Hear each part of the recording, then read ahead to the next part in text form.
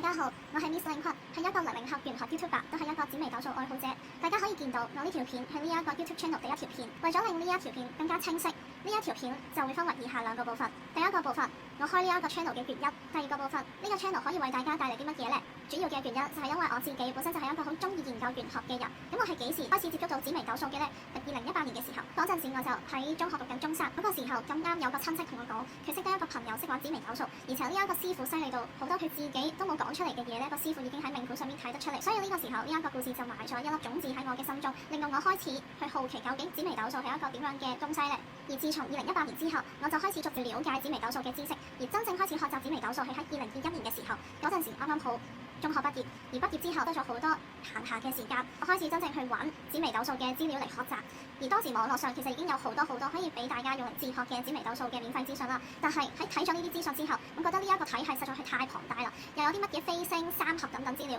所以我覺得如果要真係開始學習嘅話，就一定要揾一本書嚟有系統地去研究呢一個東西，先至係一個比較好嘅學習方法。但係嗰陣時我先至啱啱中學畢業，又係一個窮學生，而喺香港要買一本新嘅玄學書，起碼都要100幾蚊。所以當時我就用咗2個途徑去揾相關嘅書籍嚟學習。首先，當時網絡上已經有好多免費嘅 link 可以去揾免費嘅紫微斗數資料，就係借住呢一啲免費嘅 link，當時我搜尋到好多有關於紫微斗數嘅書籍，甚至係古書啦。而當時我就大概 search 到20幾本有關於紫微斗數嘅書 ，search 咗之後，我就將我可以睇得明嘅紫微斗數書就全部睇晒啦。而呢一個過程咧，都為我學習紫微斗數奠定咗一個好好嘅基礎啦。但係因為 search 到嘅書好多都係非常舊嘅書，所以我都有好多唔明白嘅地方。但係好彩嘅係香港咧就有好多嘅二手書店嘅，所以後尾我為咗可以更加清楚學習呢個範疇嘅知識，後尾就去咗二手書店去買二手嘅紫微斗數書，而呢一個過程之中就學咗更加多有關於紫微斗數嘅書啦。後尾2021年我讀咗大學，咁大學時期我就讀緊中文系，嗰陣時咧我就非常着迷於學習紫微斗數嘅知識，而我本身其實對於大學課程就唔係咁感興趣嘅，所以2021年至2022呢2年基本上90%嘅時間上學嘅時間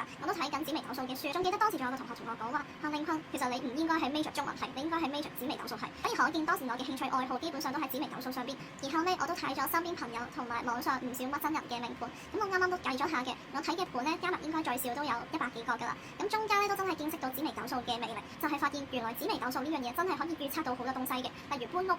旅行，又或者係幾時有大嘅財富入帳，咁呢啲事情喺紫微斗數嘅命盤上都係非常直觀嘅事情。而直到2024年就發生咗一件事情，而呢件事情都令我更加肯定自己可能注定要行上研究紫微斗數嘅呢一條路。不過呢件事情我暫時未準備好分享俾大家，所以等呢一個 channel 發展到合適嘅時機，咁我就再分享俾大家聽啦。但同年2024年都發生咗一件事情，就係我誤打誤撞參加咗香港舉辦嘅全球算命師大賽啦。咁嗰陣時參賽者咧就需要喺網上邊回答50條有關於紫微斗數嘅題目嘅。咁唔知嗰一年係咪真係有新手運呢一樣嘢啦？第一次參加比賽，我竟然攞到全球第3名。但係講真啦，當時除咗頭20條題目我係有認真做之外，剩低嘅題目因為冇咗耐性，所以都係好隨便去填寫嘅。不過當我參加頒獎典禮攞獎嘅時候，嗰一瞬間我覺得好恍惚。當時我有種直覺就係感覺自己可能係冥冥之中要行上玄學呢一條路。